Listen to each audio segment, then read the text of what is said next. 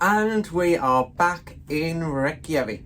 Very excited. This is the second time we visited. The first time we did pretty much a 9-hour Golden Circle tour. It was absolutely fantastic. I'll pop a link to that vlog in the description. But today we just wanted to get off and explore the city. Yeah, so this time we're going to be exploring the city of Reykjavik, so why not come with us? Hi, if you're new to our channel, we are Tom and Dom Travel and we release a new cruise related video every single week. So if you haven't done so already, make sure you hit that subscribe button and don't forget to give this video a like. Our morning started off as it has most mornings on the ship, where we ordered a couple of coffees to be delivered to our room. Now you can do this using the Medallion app and it works perfectly every single time so far for this cruise. So 2 coffees arrived to our room about 15 minutes after we'd ordered. Because we've got the Princess Plus package, the $5 delivery charge doesn't apply and the activation fee to actually order room service on the app is included in our package as well. Once we were ready to go, we headed up to the Horizon Court buffet to grab some breakfast. It wasn't particularly busy up there and we did get a really good spot right at the front of the ship, and out there joining us once again was Norwegian Prima. We had a great view of her while we were tucking into our cereal, and we also had some croissants as well. After a quick breakfast in the buffet, we quickly came back to our cabin to pick up our bits to get off and start exploring Reykjavik. We were really surprised though, because we've never seen this before, but there was a disembarkation questionnaire in our cabin. Now we were shocked on 2 fronts. One, we've never had one of these before, asking us what our preferred disembarkation time was, and 2, we're not even halfway in the cruise yet. No, so it is a bit of a, well, you get ready to get off, and we're not ready for that at all yet. Anyway, we'll forget about that and move on. We're heading into Reykjavik. We headed down to the gangway on deck 5 today, where we disembarked the ship and found our way to the shuttle stop. Fortunately, the Port of Reykjavik puts on a free shuttle service. The bus runs every 20 minutes and the bus stop was just outside our terminal, which was fantastic. Now, the bus does service a number of cruise ships, so please be aware that there could be some big queues at times. But luckily for us, we only waited about 15 minutes and we were on a bus. The bus does a little loop all the way to the harbour, which is in the city centre. After our quick journey on the bus, we exited the bus at the harbour centre, as Dom said, and we headed straight towards the city centre. At the harbour centre, you can also pick up the hop-on, hop-off bus. Now, we were considering doing this, however, the reviews weren't that good. So we thought we'll just leave it and make our own way around. And fortunately, having spoken to a number of other passengers, that was the best decision we made. There were some people that waited over an hour and a half to get on one of these hop on hop off buses, and when the bus did arrive they couldn't get on because the queues were that big, and unfortunately if you hopped off you couldn't hop back on because the bus was full.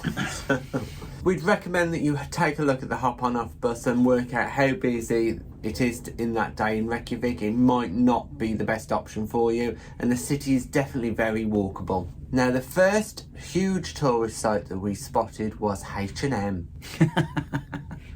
H&M is a good thing because you can find it easily and you know you're heading in the right direction. So if you head towards H&M and then turn left. After you turn left from H&M, you come across a monument in the middle of a grassed area. So we headed straight past there after taking a quick look and into the main shopping street. The main shopping street of Reykjavik is quite long actually, and it's got lots of little traditional Icelandic stores as well as larger supermarkets that you will be more familiar with. Now, as we were walking up the main street, we got distracted by the Rainbow Road that seems very popular with Instagram. So we had to take the opportunity to take a couple of photos here, and it was a very busy spot. It has been freshly painted as it was Reykjavik Pride last week, so it was a great opportunity to spend a bit of time there and get some great photos. Now, the Rainbow Road also leads you directly to the church. Now, this is the iconic building that everyone can see from all directions in Reykjavik. Along the Rainbow Road there are also a whole host of cafes, bars and restaurants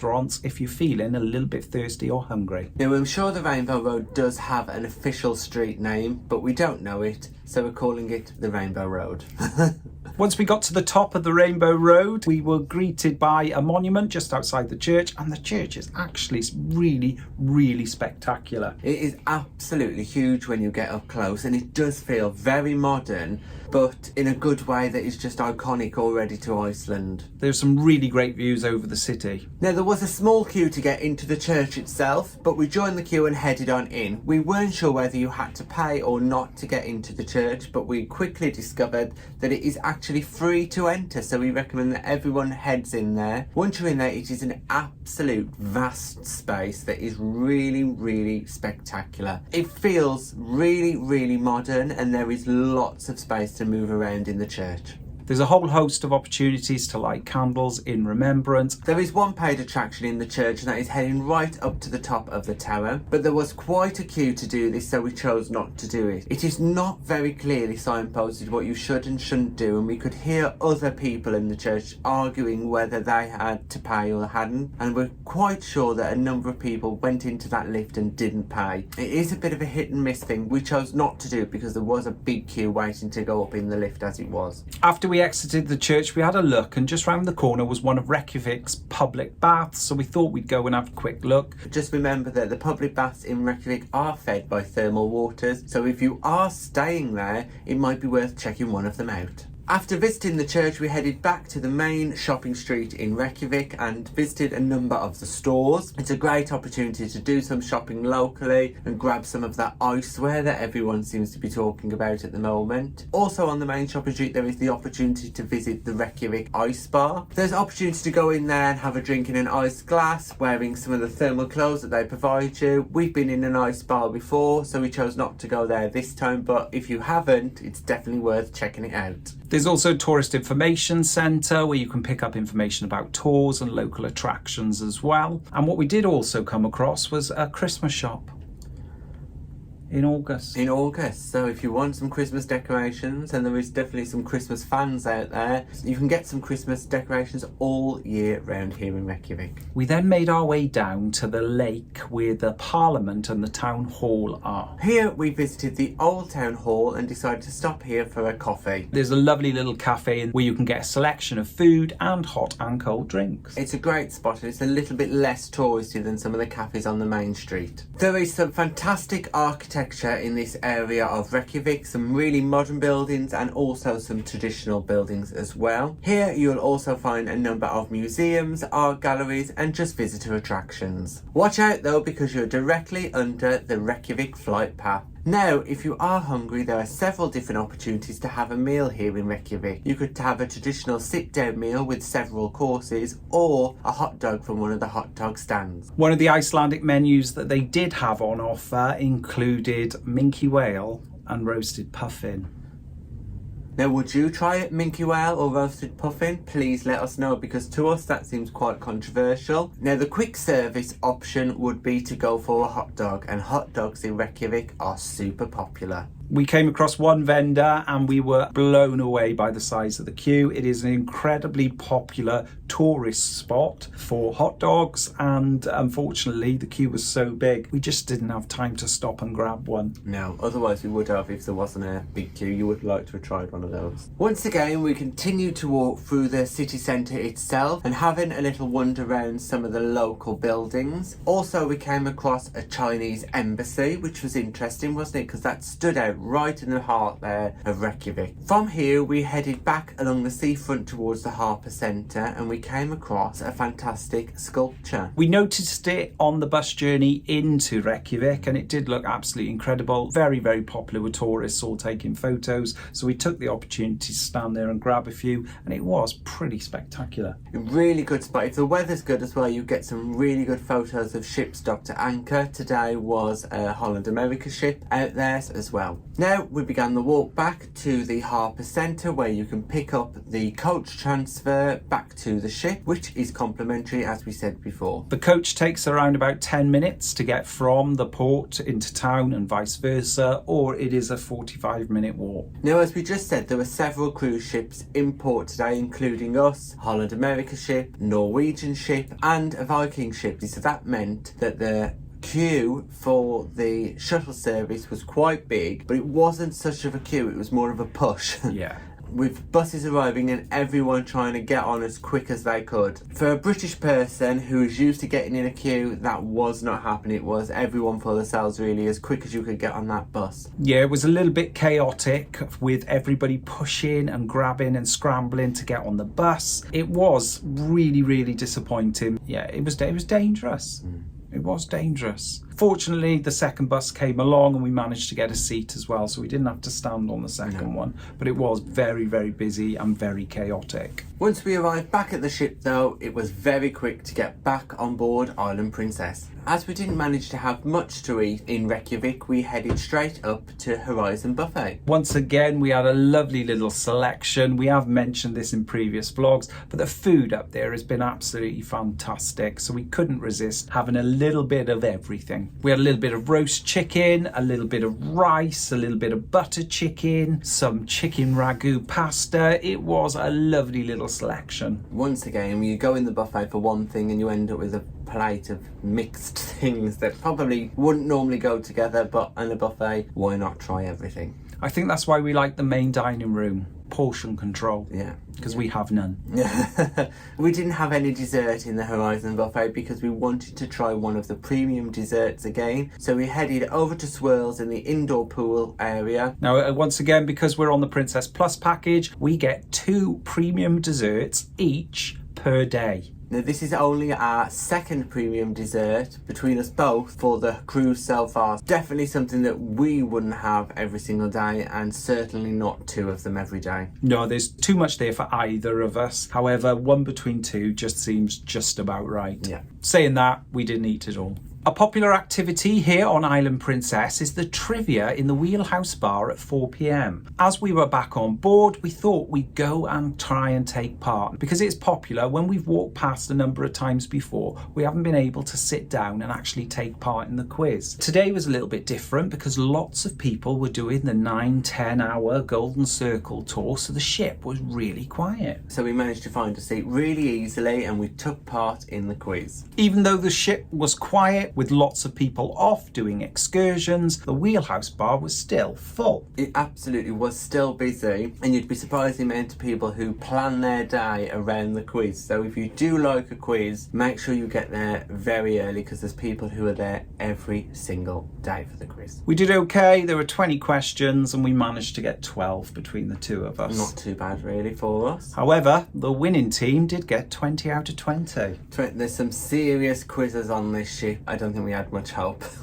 After the quiz, we headed back to the cabin where we got ready for tonight's activities. Our scheduled departure from Reykjavik was at 6 o'clock, so we sat on the balcony and watched us sail out of Reykjavik port past Holland America, and it was a little bit grey, but not too bad. We're fortunate that the rain managed to hold off all day in Reykjavik, so that was very, very lucky. After sail away, we headed down to the Bordeaux Restaurant at 7 p.m. for our dinner. Once again, we've got an allocated table at 7 p.m. in the Bordeaux Restaurant. We don't have to queue, we just need to tell the maitre d' of the restaurant that we're there and we can just walk straight in. It's not just for us, by the way. If you're on board, all you need to do, if you're going to go to the restaurant at the same time every day, is just speak to one of the maitre d's and ask them if they've got a spare table. For starter today, we both went for the same thing because it looked spectacular. We both chose the baked cheddar and ale cheese dip, and I've got to say, it was absolutely outstanding. It was perfect. So tasty. The only criticism, they gave you a tiny little bit of bread to go with it, but fortunately there's always a plentiful supply of fresh bread rolls on the table, and we did clear our plates because it was spectacular.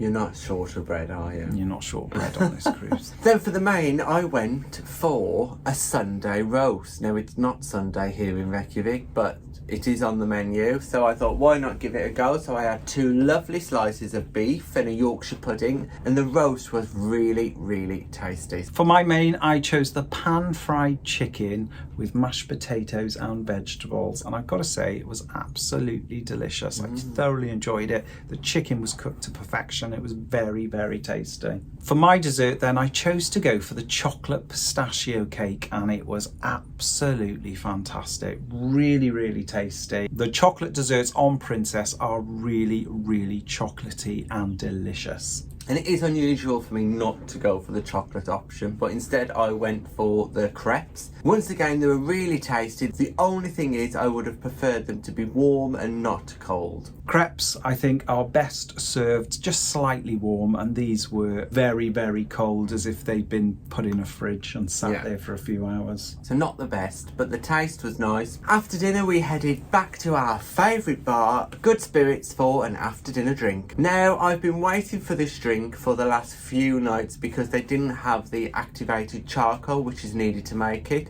but tonight, as soon as I sat at the barman said to me, I've got the charcoal. So both me and Dom ordered one of those fantastic cocktails. The name of it is Starry Night in Oslo. And if you get a chance, give it a try. It's a lovely cocktail, but it is black with gold speckles in it that actually looks fantastic. When you see it from far away, it looks like a black drink, which is a bit weird. But when you're up close and you see that gold swirling around, it does look really, really nice, and it tastes much better than it looks. Karen, the bartender, put his phone on the table, turned his torch on and placed the glass over his torchlight, and you could see all of the bits of gold circling around the glass. It was absolutely spectacular. After sitting at the bar in good spirits, we then made our way to the Princess Theatre for tonight's performance. Now, it was a comedian, and as we've said in our previous vlogs, comedians are very hit and miss on cruise ships. You would never go and see a comedian that you didn't find funny on land, but you have no choice on a cruise ship, and you're either going to love their style of comedy or you're going to hate it, so it can go either way.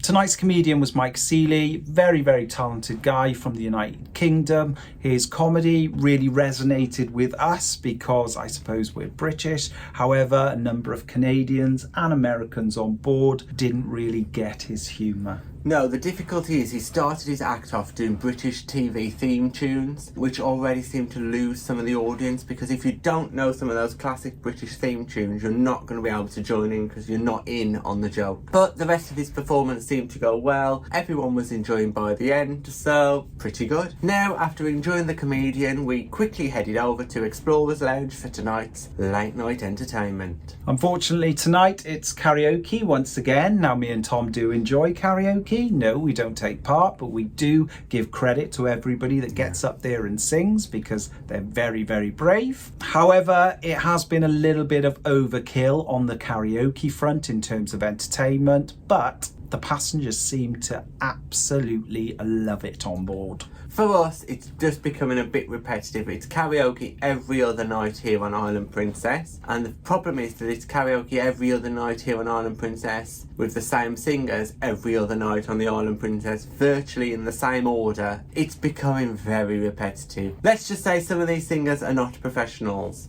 So we sat in Explorers Lounge, had a few gin and tonics, and after the karaoke, it was the late night disco, which essentially is a member of the entertainment team taking requests for songs. What we do enjoy about Explorers Lounge, it gives us a chance to chat to some of our fellow passengers, and we've met some really lovely people while sat in there and had some fantastic conversations. If you've come up to us and said hello, hello back, and thank you for your time chatting with us. To finish off our night, we headed to the Princess Casino for a little gamble, and we had a couple of goes on some of the fruit machines. We weren't very successful. We walked away pretty much $20 down, which is the theme of this cruise, because we haven't been very successful in the casino at all. No, this casino has not been lucky for us, but we've seen some big winners happening, so it does happen. It's worth giving it a try if you are into gambling. Now, on this cruise, we have noticed there are quite a lot of passengers who are on the Players Club. This is a great cruise for them because there are so many sea days involved. From today in Reykjavik, we've got another another 2 sea days coming up. Then we're in Greenland for 2 ports, and then we've got another 4 sea days. Nearly a week of gambling you can do if you're in the Players Club, so it's some great opportunities if that is for you. So the Players Club is Princess Cruises' club for those people that do enjoy frequenting the casino and spending a lot of money. After the casino, we then headed back to our cabin where we did that obligatory room service order. Yeah, today we had a beef and pork hot dog, which was absolutely delicious. Really do like Princess hot dogs,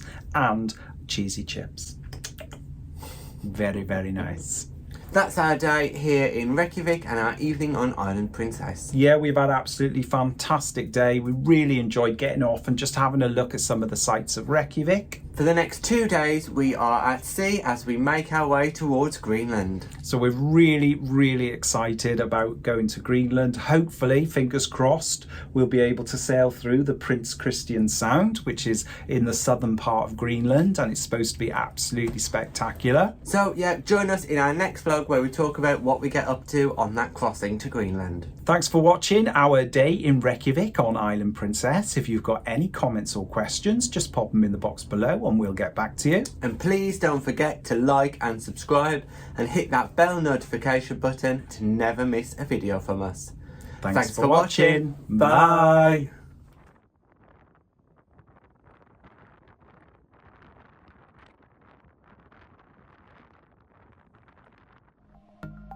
Thanks for watching. We've got lots more content available on our YouTube channel, so press that subscribe button. If you're interested in receiving daily updates, we're available on most social media platforms. Just search for Tom and Dom Travel.